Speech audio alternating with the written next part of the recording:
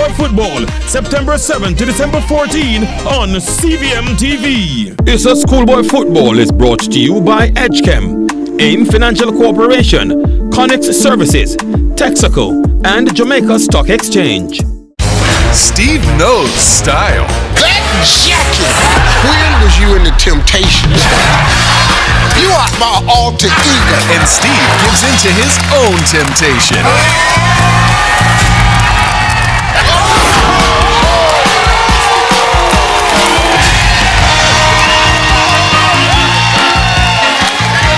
Family Feud. Brought to you by We Are the Caring Store, waiting to serve you. It's time to experience independent living. Visit us today.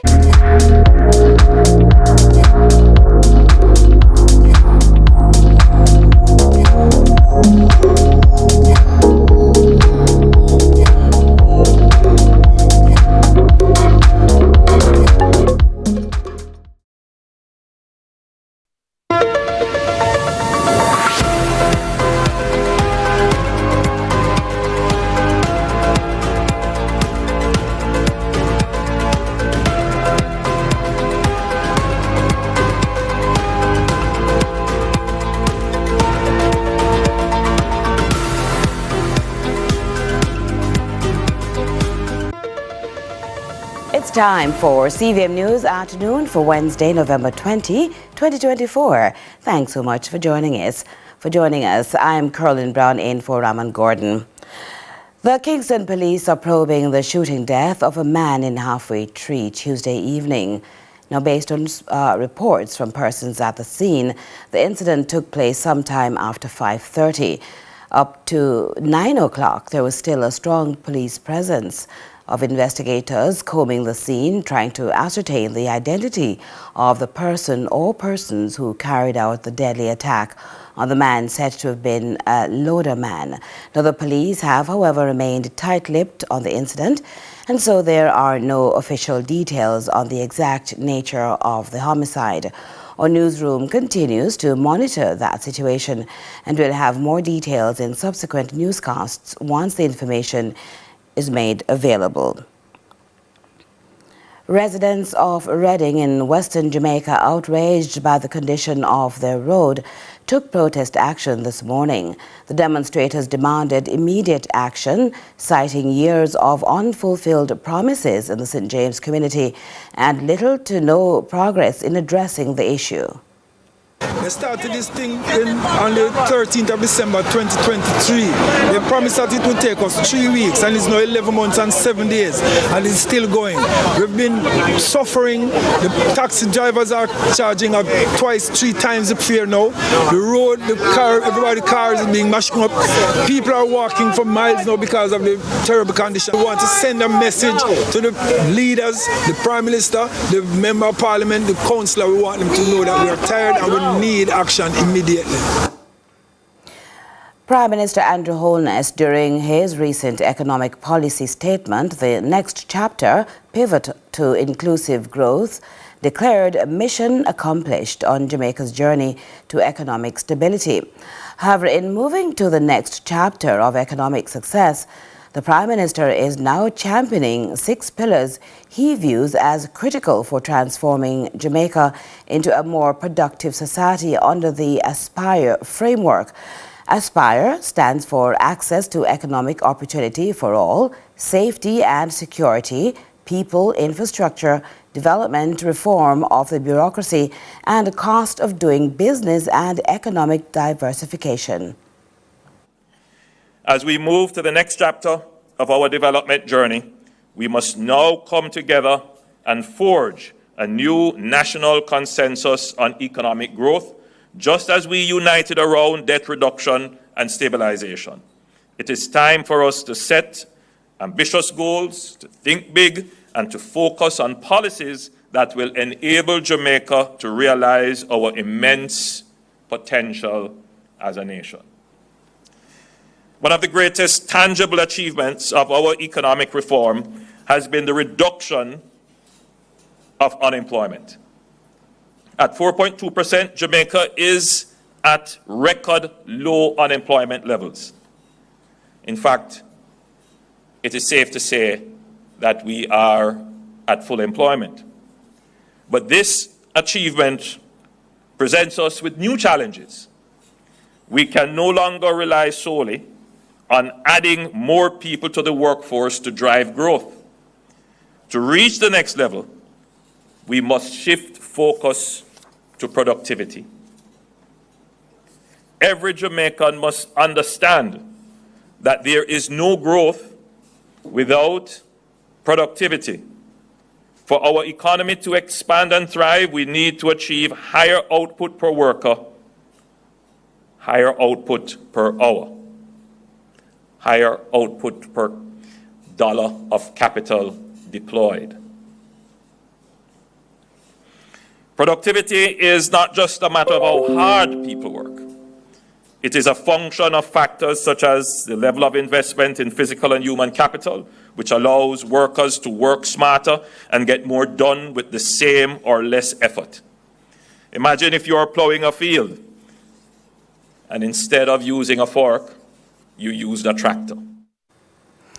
Minister of Finance Favour Williams emphasized continuous investment in human capital while speaking at an economic policy briefing on Tuesday. She notes greater education and higher quality jobs will lead the charge in ensuring greater economic growth. As you may know, approximately 20% of Jamaica's non-debt budget goes into education, and as such, areas such as skills training through HEART and targeting the tertiary sector continue to be key. We will need to create higher quality jobs, an emphasis on which this administration has committed in numerous ways, such as the promotion and support in STEM-focused jobs. And we will also need to boost our climate resilience through the National Natural Disaster Fund policy, with its many layers of protection that enables funding for natural and other disasters. The Director of Male Empowerment at the Bureau of Gender Affairs, Nashan Miller, believes the unrealistic expectations being placed on Jamaican men is impacting their well-being. Speaking on International Men's Day during Lead Story, he also said he believes both men and women have played a role in these harmful expectations. Some of the pressures men are placed under by society, by other men, and by women, of course. One of the message I don't subscribe to is this whole thing about a real man or the need to man up. So we find where men are constantly pressured to fit into this box of what it is to be a real man. You're born a man, as far as I'm concerned, you're born a male, you grow from a boy child into a man. Come with our flaws. Yes, we're not perfect. We have our trauma, we have our issues, but we're nevertheless men. Yes? So what you find is that persons have been using this thing about a real man as a manipulative tool, where today I'm a real man.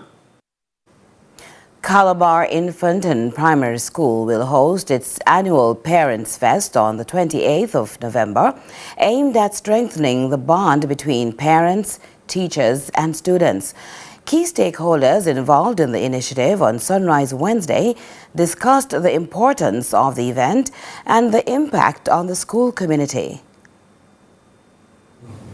As Mr. Dormer said, the relaxation, the bond between parents, children, teacher, just a day to come together to relax, and not a rigid, not the rigid day, but just to relax and to have some fun, and for the parents also to show the children that as it is important for us to send you to school, it is important for us to take part in what you are doing, not only to give you the money, but to take part in what you are doing. And on that note of being rigid, children don't often see their parents' youthful side of them, because we're so taken up with being parents. We don't, very few times within a week or a month, we take the time out to just play some games, relax, and just have fun. So this event is an opportunity for the children to see their parents doing some lime and spoon race, hot fritters race, football, netball, netball, and they have to be on the sideline cheering for their parents. We have activities that involve parent and child, but mainly it's parents. Stay where you are. We'll continue with our discussion segment right after this.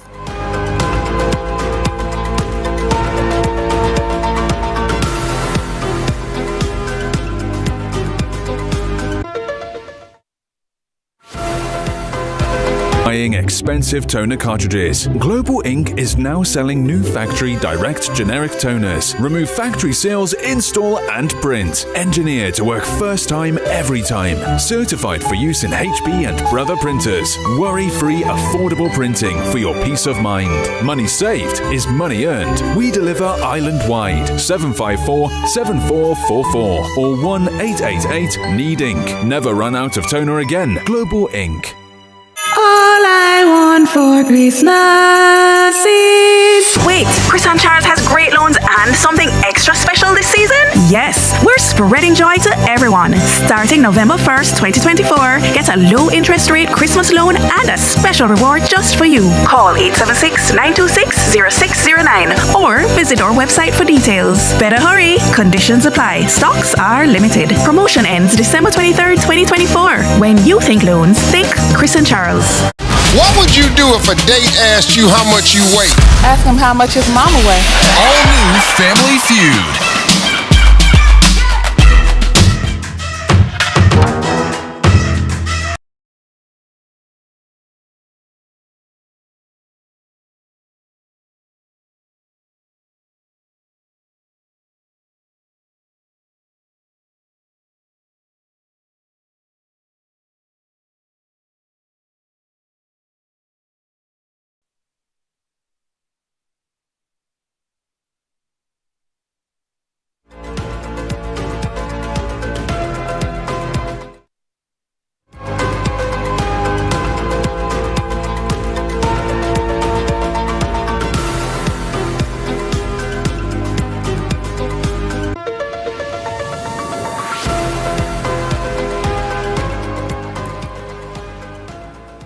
Thanks so much for staying with us. Let's get in some international news for you. The police in Brazil say they uncovered a military coup to assassinate President Luiz Inácio Lula da Silva in 2022. The army says current and retired military officers were arrested, including a member of former President Jair Bolsonaro's cabinet. Let's get more from Reuters. Brazilian police say President Luiz Inácio Lula da Silva could have been killed before his inauguration in 2023. Viva o Brasil e viva o povo brasileiro! They uncovered a military plot to kill the then president-elect days before he took office and stage a coup. 5 people were arrested on suspicion of being linked to the plan. The army confirmed current and retired military officers were arrested, including one who was a member of former President Jair Bolsonaro's cabinet. Documents seized by police show how the plan was to shoot or poison Lula and his vice president-elect, put retired army generals and other officials in charge, and then hold new elections. They were also planning to kill a Supreme Court justice who had investigated Bolsonaro, police say. Lula defeated Bolsonaro in the 2022 election. The former president has never recognized his defeat and is currently being investigated for his alleged role in encouraging riots in Brasilia on January 8, 2023. One source told Reuters a police investigation that's about to wrap up will find Bolsonaro conspired to engineer the attempted coup after losing the election. He's not commented publicly on the allegations.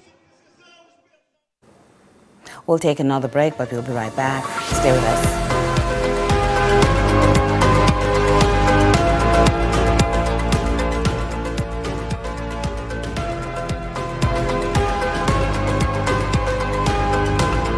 Wellness for over 30 years with 8 convenient pharmacies across eastern Jamaica. Supermed Mall Pharmacy, Supermed New Kingston, Supermed Pepin, Supermed Port Antonio Pharmacies 1 and 2, Claire's St. Mary, Lloyd's St. Thomas, and a convenient drive-through at our Hughenden location where you can get your medication without leaving your car. We're dedicated to providing you with the highest level of care.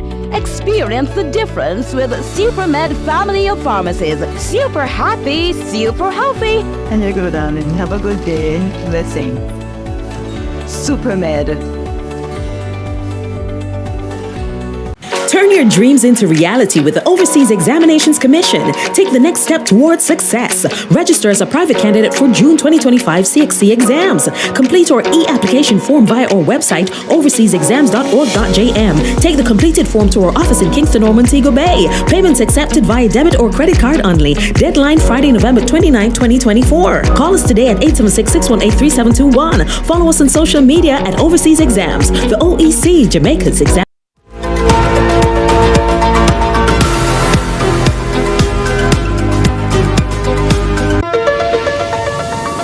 Welcome back. So we did shift things up a bit, but here we go now. So yesterday, Prime Minister Andrew Holness delivered a policy briefing focused on inclusive economic growth. Joining us for our discussion segment to unpack this is President of the Private Sector Organization of Jamaica, Mitri Siaga. Good afternoon and welcome, sir. Thank you very much for having me. Thank you. Well, first of all, what are your thoughts on the Prime Minister's 6-point plan, particularly the proposed tax reforms and incentives? Well, I think it's a very good plan. It's well laid out. It is cross-cutting. It cross-cuts many industries, which are important. It cross-cuts many subsectors, which is important of the society.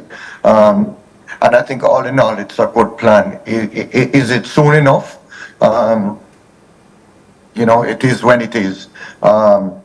That is to be determined. What we can say is that the private sector organization has been calling for the government to put some growth-inducing plans in place, and this is a comprehensive one. So we're very happy.